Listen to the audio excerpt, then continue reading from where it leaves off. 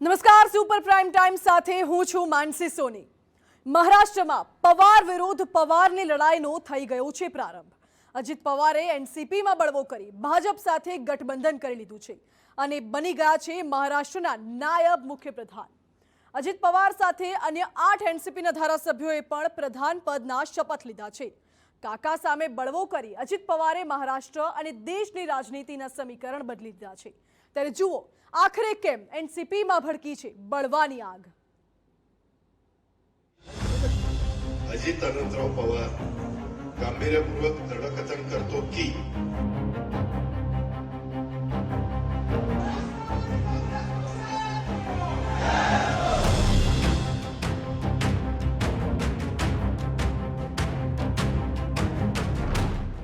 महाराष्ट्રમાં રાજકીય ધરતીકંપ। કાકા સામે ભત્રીજાએ કર્યો બળવો।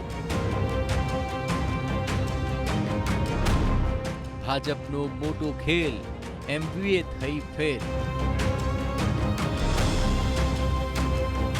પડોશી રાજ્ય મહારાષ્ટ્રથી આજે બપોરે આ તસવીરો સામે આવી કે જ્યાં શરદ પવાર સામે બળવો કરી અજીત પવારે મહારાષ્ટ્રના નાયબ મુખ્યપ્રધાન પદના શપથ લઈ લીધા। એનસીપી પર કબજાનો દાવો કરી દીધો। અજીત પવારનો દાવો છે કે પાર્ટીના તમામ ધારાસભ્યો અને સાંસદો તેઓની સાથે છે। એટલું જ નહીં, પાર્ટીના વરિષ્ઠ નેતાઓના પણ તેઓને આશીર્વાદ છે। हमने सबने मिलके ये डिसीजन लिया है। पार्टी के नाते हमने ये डिसीजन लिया है और ये होते हुए पूरे विधायक हमारे साथ है, मेंबर ऑफ पार्लियामेंट हमारे साथ है, बाकी के पार्टी के वर्कर हमारे साथ है। इसीलिए आज मैंने डिप्टी चीफ मिनिस्टरशिप का ओथ ली। बाकी के हमारे सीनियर नेता और नया भी कुछ लोगों को हमने आज तक इस गवर्नमेंट में लेडी को प्रतिनिधित्व नहीं था, आगे शायद वो देंगे। કાકા શરદ પવાર વિપક્ષને ભાજપ સામે એક કરી રહ્યા છે। ત્યારે જ અજીત પવારે દાવો કર્યો છે કે તેઓ વિધાનસભા અને લોકસભાની ચૂંટણી ભાજપ સાથે જ લડશે।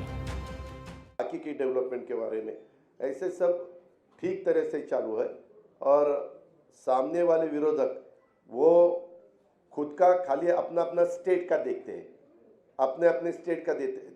एक कोई मुझे लीडर अपोजिशन में दिखाओ कि वो देश का सोचकर देश में काम कर रहा है, ऐसा कहीं दिखाई नहीं देता। और इतना बड़ा पॉपुलेशन होते हुए हमें सबको ऐसा लगा कि नरेंद्र मोदी साहब के नेतृत्व में ही लोकसभा हो या आगे वाले चुनाव हो, वो सहयोगी पार्टी के नाते, जैसे हम इससे पहले कांग्रेस के साथ जाते थे, बीच में हमने शिवसेना के साथ हम 2.5 साल गए, वैसे अभी आगे विधानसभा हो, लोकसभा हो, लोकल बॉडीज़ का तो चुनाव वहाँ के डिस्ट्रिक्ट के हमारे कार्यकर्ता सोचेंगे, वहाँ के लीडर सोचेंगे कि क्या करना चाहिए क्या नहीं करना चाहिए। लेकिन स्टेट के और देश के जो चुनाव है उसके बारे में हम साथ साथ जाना चाहते हैं। કેવી રીતે મહારાષ્ટ્રના રાજકારણમાં રાજકીય ભૂકંપ આવ્યો? આ રાજકીય ઉથલપાથલનો કોણ છે ચાણક્ય? બળવાના રવિવારથી કેવી રીતે 2024નો મંચ તૈયાર થયો તેની પણ કરીશું વાત। જોકે એ પહેલા જુઓ અજીત પવારના બળવા પર શરદ પવાર શું બોલ્યા। महाराष्ट्रातल्या सर्वसामान्य जनतेवर आणि विशेषतः तरुण पिढीवर प्रचंड विश्वास आहे। तुम्हाला आठवत असेल कालची जी निवडणूक झाली 4 वर्षापूर्वी, त्यावेळीसुद्धा असंच चित्र होतं। पण सवन महाराष्ट्रामध्ये जिथं जाता येईल त्या ठिकाणी जाणं, आपली भूमिका मांडणं हे काम केलं आणि त्याचा परिणाम आमची संख्या ही मोठ्या प्रमाणात वाढली आणि आम्हाला यश त्या ठिकाणी आलं। संयुक्त सरकार आम्ही लोकांनी स्थापन केलं। કાકા વિરુદ્ધ ભત્રીજાની લડાઈમાં બંને તરફથી હવે તલવારો ખેંચાઈ ગઈ છે। શરદ પવારને ખબર છે કે આંકડાઓની બાજી તેઓના હાથમાંથી નીકળી ગઈ છે। અજીત પવાર પાસે મોટા ભાગના ધારાસભ્યો, મોટા ભાગના સાંસદો અને વરિષ્ઠ નેતાઓ છે। અજીત પવારના દાવા પ્રમાણે એનસીપીના 53 ધારાસભ્યોમાંથી તેઓ પાસે 40થી વધુ ધારાસભ્યો છે, એટલે કે પાર્ટી પર પણ તેઓની પકડ મજબૂત છે। જેથી શરદ પવારે કહ્યું છે કે એનસીપી કોની છે તેનો નિર્ણય મહારાષ્ટ્રની જનતા કરશે। તેઓ કોર્ટમાં નહીં જાય પરંતુ जनताની અદાલતમાં જશે। महाराष्ट्रातल्या कार्यकर्त्यांच्या वर्गात प्रखर विश्वास आहे. आमची खरी शक्ती सामान्य माणूस कार्यकर्ता आहे. શરદ પવાર રાજકારણના અઠંગ ખેલાડી છે. જોકે રાજનીતિના આ ખેલમાં તેઓના જ ભત્રીજાએ તેઓનો મોટો ખેલ પાડી દીધો છે. શરદ પવાર 2024ની લડાઈ માટે વિરોધ પક્ષની અલગ અલગ પાર્ટીઓને એક કરી રહ્યા છે, પરંતુ હવે એનસીપી જ તૂટી ગઈ છે, ત્યારે એનસીપીના સંકટને કારણે વિપક્ષની એકતા પણ ખતરામાં મુકાઈ ગઈ છે.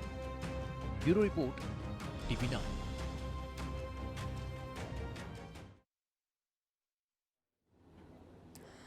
અજીત પવારની આ હલચલથી મહારાષ્ટ્રના રાજકારણમાં અત્યારે ધરતીકંપ આવી ગયો છે. અજીત પવાર મહારાષ્ટ્રમાં અત્યારે ડેપ્યુટી સીએમ બની તો ગયા છે, પરંતુ હવે શરદ પવાર સામે અનેક પડકારો છે. શું છે તમામ વિશે વિસ્તારથી વાત કરીશું. મારી સાથે અત્યારે ડિસ્કશન માટે ગેસ્ટ પેનલમાં જોડાઈ ગયા છે મયુર પારેખ, વરિષ્ઠ પત્રકાર, મુંબઈથી જોડાયા છે. સાથે જ રાજકીય વિશ્લેષક અજય ઉમટ જોડાઈ ગયા છે. આ બંનેનું સ્વાગત છે TV9માં. અજયજી, સૌથી પહેલા જ્યારે અત્યારે અજીત પવારે શપથ લઈ લીધા છે ડેપ્યુટી સીએમના, અને શરદ પવાર સામે હવે સૌથી મોટો પડકાર એ છે કે એનસીપીને બચાવશે, મહાવિકાસ અઘાડીને બચાવશે કે પછી પરિવારને? જો માનસી, એવું છે કે મહારાષ્ટ્રના રાજકારણમાં ઠાકરે પરિવાર અને પવાર પરિવાર આ બંને પરિવારોનું આધિપત્ય જે છે એ ઘણા લાંબા સમયથી આપણે ચાલતું આવ્યું છે ને આપણે જોતા આવ્યા છે. બાલ ઠાકરે સામે રાજ ઠાકરેને વાંધો હતો, કારણ કે રાજ ઠાકરે જે છે એ રાજકીય વારસદાર બનવા માંગતા હતા. સિમિલરલી શરદ પવારના રાજકીય વારસદાર તરીકે અજીત પવાર જોતા હતા, પરંતુ શરદ પવારે લગભગ છેલ્લા 3 મહિનામાં જોઈએ તો બહુ સિફતપૂર્વક એ સંકેત આપી દીધો હતો કે રાજકીય વારસદાર તો સુપ્રિયા સુલે જ રહેશે. અને તમને જો યાદ હોય તો મે મહિનામાં શરદ પવારે જ્યારે રાજકીય સંન્યાસ લેવાની જાહેરાત કરી હતી, ત્યારે એ પછી એમને સુપ્રિયા સુલે અને પ્રફુલ્લ પટેલ આ બંનેને પોતાના કાર્યકારી પ્રમુખ બનાવ્યા હતા. અને અજીત પવાર જે છે એ આ ઘટનાક્રમથી એટલા બધા નારાજ હતા કે એમણે તાજેતરમાં એમને એવું કહ્યું હતું કે હું હવે વિપક્ષી નેતા પદ પણ છોડવા માંગુ છું. અને ત્યારે સુપ્રિયા સુલે થોડાક ઇન્સલ્ટિંગ ટોનમાં કહ્યું હતું કે એમની એ ઈચ્છા પણ અમે પૂરી કરી દઈશું. એટલે અજીત પવાર જે છે એ તો એક નંબરના પલટુરામ છે. આપને ભાજપના નેતાઓ નીતિશ કુમારને પલટુરામ કહે છે, પણ અજીત પવાર પણ કેવા પલટુરામ છે કે ફડણવીસની સરકારમાં પણ એ ડેપ્યુટી સીએમ રહ્યા, શિંદેની સરકારમાં પણ એ ડેપ્યુટી સીએમ રહ્યા છે, અને અગાઉ ઉદ્ધવ ઠાકરેની સરકારમાં પણ એ ડેપ્યુટી સીએમ રહ્યા છે. એમની સામે ઇરિગેશન સ્કેમ ના આક્ષેપો ફડણવીસ સરકારે કર્યા હતા, પરંતુ ભારતીય જનતા પાર્ટી પાસે તો એક એવો પારસમણી છે કે જેના કારણે કોઈ પણ ભ્રષ્ટ વ્યક્તિ હોય એ પછી શુદ્ધ બની જાય છે, કારણ કે અલ્ટિમેટલી આ રાજકારણ છે. અને રાજકારણમાં તમે જોવા જાઓ તો હવે શરદ પવાર માટે એટલા માટે પડકાર વધારે આવી ગયા છે કે એનસીપીને એ લોકોએ શિવસેનાની જેમ ખતમ કરી નાખી છે. શિવસેના જેમ ઉદ્ધવ ઠાકરે અને આદિત્ય ઠાકરે જે છે કંઈ કરી શક્યા નથી. સિમિલરલી શરદ પવાર બાદ સુપ્રિયા સુલે જે છે એની સંગઠનમાં એટલી તાકાત નથી રહી, અને શરદ પવાર જે છે એનું આરોગ્ય સારું નથી, એજ ફેક્ટર પણ એમની તરફેણમાં નથી. અને હવે નવેસરથી પાર્ટીને બનાવવાની વાત જે છે એ મને થોડીક અઘરી લાગે છે. ખાસ કરીને 2024 લોકસભાની ચૂંટણીની તમે જો વાત કરો તો 2024 લોકસભા ચૂંટણી માટે મને એવું લાગે છે કે રાત નાની છે અને વેશ ઝાઝા છે. એકચ્યુઅલી આ લડાઈ ભારતીય જનતા પાર્ટી અને શરદ પવાર વચ્ચે શરૂઆતથી રહી છે. પહેલા અજીત પવારને ડેપ્યુટી સીએમ બનાવ્યા, ગણતરીના કલાકોમાં એ પાછા આવી ગયા. સેકન્ડ રાઉન્ડ જે છે અમિત શાહ અને ભારતીય જનતા પાર્ટીની નીતિ જીતી, કારણ કે શિવસેનાને એમને ખતમ કરી નાખી. હવે આ વખતે એમને એનસીપીને ઓલમોસ્ટ ખતમ કરી નાખી છે. હવે 2024 લોકસભાની ચૂંટણી અને આવનારી મહારાષ્ટ્રની ચૂંટણી કોણ જીતશે એ તો સમય જ કહેશે. પણ ભારતીય જનતા પાર્ટી માટે મહારાષ્ટ્ર એટલા માટે મહત્વનું છે કે ઉત્તર પ્રદેશ પછી સૌથી વધુ બેઠકો 48 લોકસભાની બેઠકો જે છે એ મહારાષ્ટ્રમાં આવે છે, અને ભારતીય જનતા પાર્ટી 2024 લોકસભાની ચૂંટણી માટે કોઈ જ ચાન્સ લેવા માંગતી નથી. અને એટલે જ એમને આ ઓપરેશન જે છે એ બહુ જ સિફતપૂર્વક કરી નાખ્યું છે. અને શરદ પવાર જે છે એ પોતે એવું માનતા હતા કે ગુગલી ફેંકે છે, પણ હકીકતમાં એ પોતે કોટ એન્ડ બોલ્ડ થઈ ગયા છે, ભારતીય જનતા પાર્ટીના ટ્રેપમાં ફસાઈ ચૂક્યા છે. જી બિલકુલ, શરદ પવાર પોતે જ હવે આ વખતે ફસાઈ ચૂક્યા છે. પરંતુ અજીતભાઈ, સવાલ એ પણ ઊભો થાય છે ને કે અચાનકથી કેવી રીતે અજીત પવારે આવું કર્યું? કારણ કે શરદ પવારને જ્યારે ચાણક્ય માનવામાં આવે છે, શું શરદ પવારને બિલકુલ ભનક તક ન પડી આખી ઘટનાની, આખા રાજકારણની? નહીં માનસી, ભનક હતી જ. અને તમે જુઓ કે અજીત પવાર તો છે ને એને તમને જો યાદ હોય તો સુપ્રીમ કોર્ટમાં જે મેટર ચાલતું હતું, જે મે મહિનામાં જ એનું જજમેન્ટ આવ્યું, અને તમને જો યાદ હોય તો સુપ્રિયા સુલે મે મહિનાના પહેલા જ વીકમાં એ કહ્યું હતું કે આવનારા 10 દિવસમાં 2 ધડાકા થવાના છે. એ 2 ધડાકામાંથી એક ધડાકો હતો કે શરદ પવાર રાજકીય ક્ષેત્રે સંન્યાસ લેવાની જાહેરાત કરશે, અને બીજો ધમાકો એ હતો કે એ લોકોને અપેક્ષા હતી કે સુપ્રીમ કોર્ટનું જે જજમેન્ટ આવવાનું છે એ જજમેન્ટમાં શિંદે જૂથના ધારાસભ્યો જે છે એ લોકોને ગેરલાયક ઠરાવવામાં આવશે. અને એ વખતે અજીત પવારને એમ હતું કે ભારતીય જનતા પાર્ટી સાથે એમની જે સંવનન ચાલતું હતું, રાજકીય સંવનન, એમાં એમને અપેક્ષા હતી કે અજીત પવાર પોતાના 36 થી 38 જેટલા ધારાસભ્યોને લઈ અને ભારતીય જનતા પાર્ટી સાથે મિશ્ર સરકાર રચશે. અને એટલે જો તમને યાદ હોય તો મે મહિનામાં મુંબઈમાં અને મહારાષ્ટ્રના કેટલાક જગ્યાએ અજીત પવાર ભાવિ મુખ્યમંત્રી એ મતલબના હોર્ડિંગ્સ પણ લાગી ગયા હતા. અને ત્યારે જ શરદ પવારે એમનો દાવ ઉલટાવી દીધો હતો અને એમને પોતાના રાજકીય અનુગામી તરીકે જાહેર નહોતા કર્યા. અને એમને એવું કહ્યું હતું કે ભાઈ સંગઠનનું કામ તમે જુઓ. એટલે અજીત પવાર જે છે એ તકની રાહ જોતા હતા અને ત્યારે એમને આ બેસવાની દાડ મળી ગઈ. ભારતીય જનતા પાર્ટી 2024 લોકસભા માટે અજીત પવારને પોતાની સાથે રાખવા માંગે છે. સાથોસાથ યુનિફોર્મ સિવિલ કોડ અને બીજા મહત્વના વિધાયક જે છે વિધેયકો આગામી સંસદના સત્રમાં આવવાનું છે. ત્યારે પ્રફુલ્લ પટેલ જે છે એ પણ અત્યારે ભારતીય જનતા પાર્ટી સાથે જે રીતના રાજકીય ડાયલોગ કરી રહ્યા છે અને અજીત પવાર સાથે છે એ શરદ પવાર માટે વધારે ચિંતાનો વિષય છે. કારણ કે શરદ પવારના જે નિકટના સાથીદારો હતા, પછી એ છગન ભુજબલ હોય કે પછી દિલીપ પાટીલ હોય કે હસન મુશરીફ હોય, આ બધા જ ધારાસભ્યો જે છે જે શરદ પવારની કિચન કેબિનેટના હતા, એ બધા જ સામેપેક્ષે જતા રહ્યા છે અજીત પવાર સાથે. એ પવાર માટે બહુ જ મોટી અજયજી, બિલકુલ. એટલે સવાલ એ જ થાય છે કારણ કે હવે અત્યારે એનસીપી સાથે જ અજીત પવારે બળવો કર્યો છે અને સૂત્રો તરફથી એવી પણ જાણકારી છે કે અનેક કાર્યકરો હજુ પણ અજીત પવારના સંપર્કમાં છે. અત્યારે તો 9 લોકોએ મંત્રીપદના શપથ લીધા છે, પરંતુ હજુ પણ આગામી સમયમાં કેટલા લોકો એનસીપી સાથે બળવો કરે છે તે પણ એક પ્રશ્ન ઉભો થાય છે. વરિષ્ઠ પત્રકાર મયુર પારેખ અમારી સાથે જોડાયેલા છે. મયુરજી, સવાલ એ થાય છે કે હવે એનસીપીનું શું થશે? કારણ કે અજીત પવારે એનસીપીના ચિહ્ન અને નામ ઉપર દાવો કરી લીધો છે, તો શું એનસીપીના પણ શિવસેના જેવા હાલ થશે એવું કહી શકાય? થઈ ગયા છે, કારણ કે શરદ પવારે હથિયાર હેઠા મૂકી દીધા છે. પોતાની મરાઠી ભાષામાં લીધેલી પ્રેસ કોન્ફરન્સમાં એમણે સ્પષ્ટ શબ્દોમાં જણાવી દીધું કે તેઓ કોઈ કોર્ટની લડાઈમાં જવાના નથી, તેઓ જનતાની લડાઈમાં જવાના છે. એટલે સીધો અર્થ એ છે કે તેઓ ઘડિયાળને ચેલેન્જ કરવાના નથી. આમે તે જ્યારે તીર કમાનની લડાઈ ચાલી હતી ઇલેક્શન કમિશનમાં, ત્યારે ઇલેક્શન કમિશને કેટલા જનપ્રતિનિધિઓ કોની સાથે છે તે સંદર્ભે પોતાનો ફેસલો સુનાવ્યો હતો અને સુપ્રીમ કોર્ટે પણ તેમાં ઇન્ટરવીન કરવાની ના પાડી દીધી હતી. હવે મહારાષ્ટ્રમાં ચૂંટણીને માત્ર 1.5 વર્ષ બાકી છે. હવે આ 1.5 વર્ષમાં શરદ પવાર 84 વર્ષની ઉંમરે કોર્ટના ધક્કા ખાય, કોર્ટની હિયરિંગ સંદર્ભે ધ્યાન આપે કે જનતાની અદાલતમાં ધ્યાન આપે? ખરી રીતે કહેવા જઈએ તો શરદ પવારે પોતાની જિંદગીમાં જે કર્યું આખી જિંદગી, એ જ તેમણે પોતાની વૃદ્ધાવસ્થામાં પરત પામ્યું છે. જેવી કરણી તેવી ભરણી, આવી એક કહેવત છે.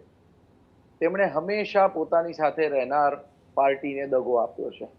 આ વખતે પણ એ જ વસ્તુ થઈ છે, એમાં કશું નવું નથી.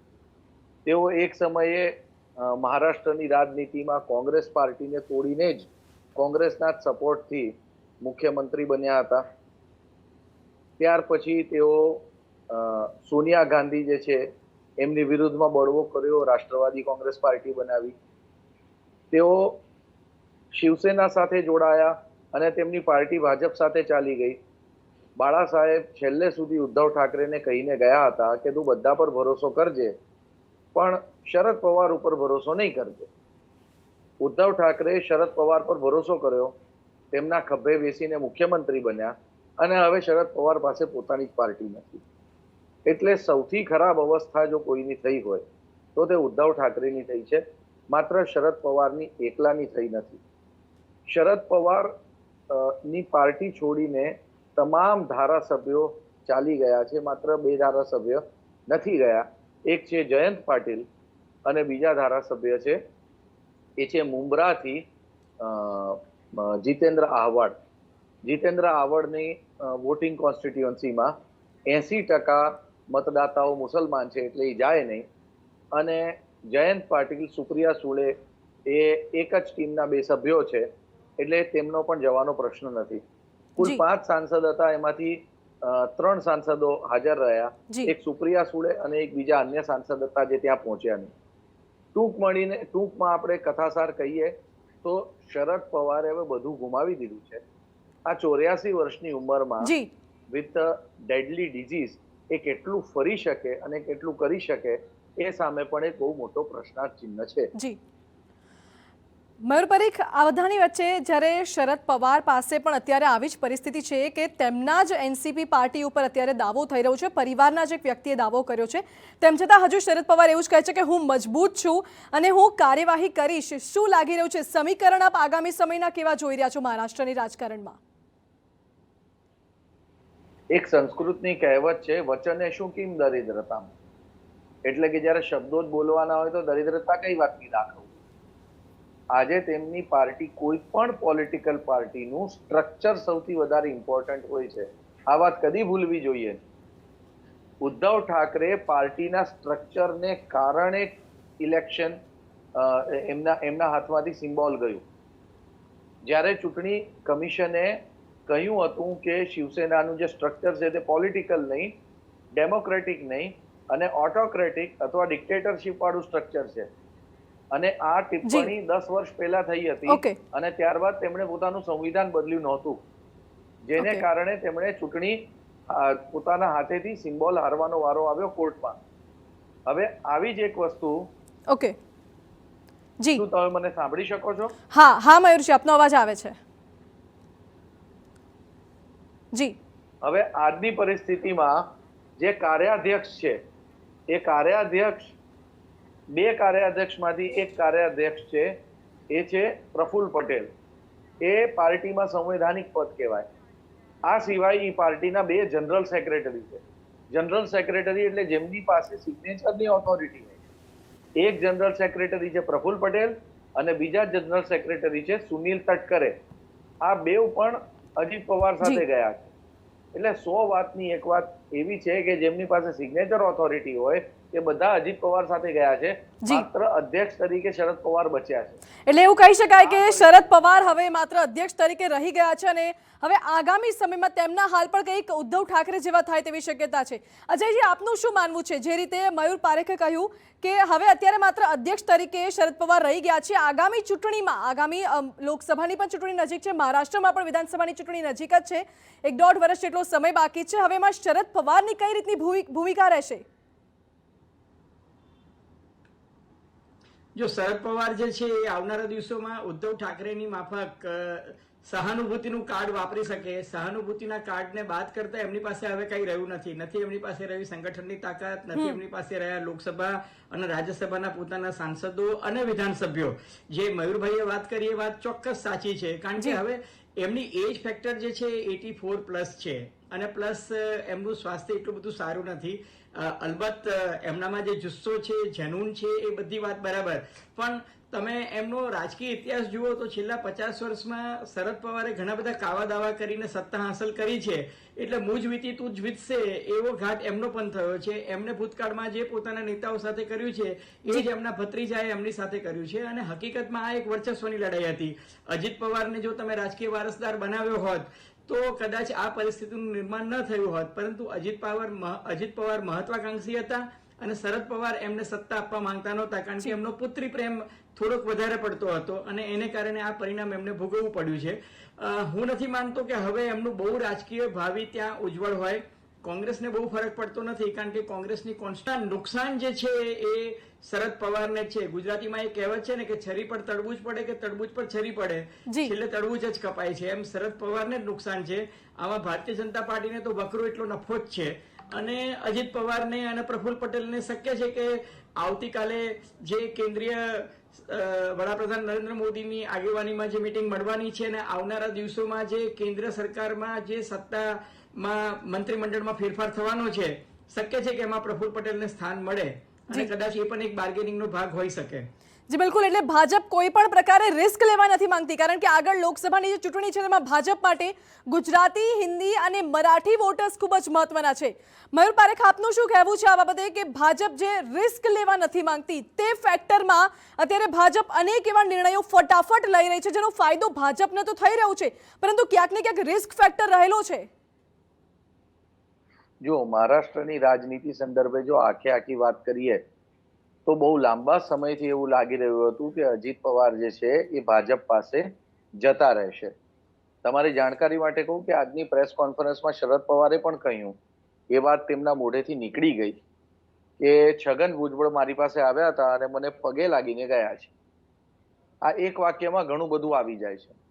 આ એક વાક્યનો બે રીતે અર્થઘટન થઈ શકે છે કે કાં તો શરદ પવારે તેમને પાઠવ્યા છે અથવા તેઓ શરદ પવારને કહીને પછી પોતાના દમ પર ગયા છે. ગમે તે હોય તે, ભાજપ જે છે એ હવે મહારાષ્ટ્રમાં ઘણી જ મજબૂત અને કમાન્ડિંગ પોઝિશનમાં આવી ગયું છે. હવે તેમણે મંત્રીમંડળનો વિસ્તાર કરીને જે એકનાથ શિંદે જૂથના ધારાસભ્યો હતા એને ઓબલાઇઝ કરવાની કોઈ જરૂર નથી. હવે તેમને એનસીપીના વધુ ધારાસભ્યોને પણ મિનિસ્ટર બનાવવાની કોઈ જલ્દી નથી.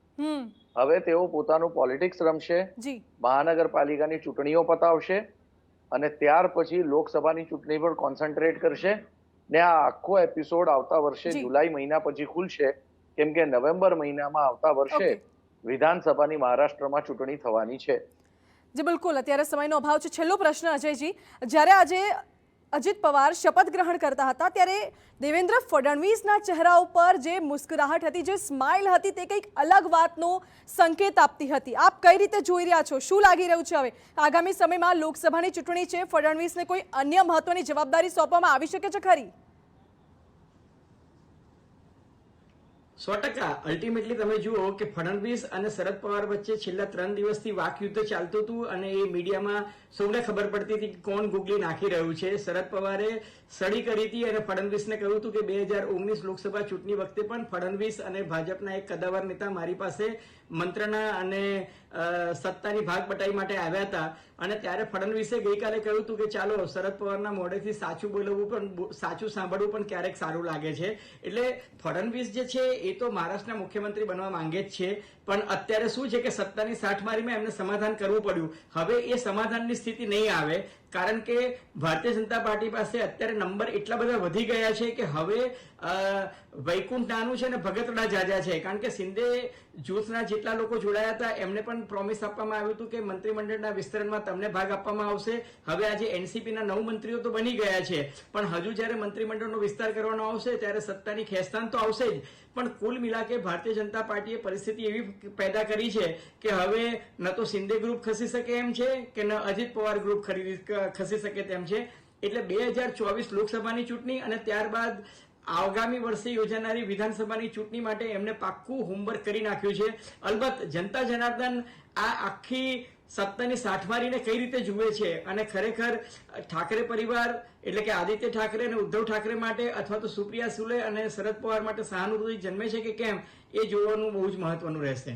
જી બિલકુલ, જોવાનું એ મહત્વનું છે, કારણ કે હવે લોકસભા ચૂંટણી પણ નજીક છે અને ત્યારબાદ મહારાષ્ટ્રમાં વિધાનસભાની ચૂંટણી પણ નજીક છે. હવે જનતા કોના ઉપર સપોર્ટ નાખે છે, જનતા કોના ઉપર વિશ્વાસ કરે છે, તે જોવું મહત્વનું રહેશે. અજયજી, મયુરજી, આપ બંનેનો ખૂબ ખૂબ આભાર અમારી સાથે જોડાવા માટે.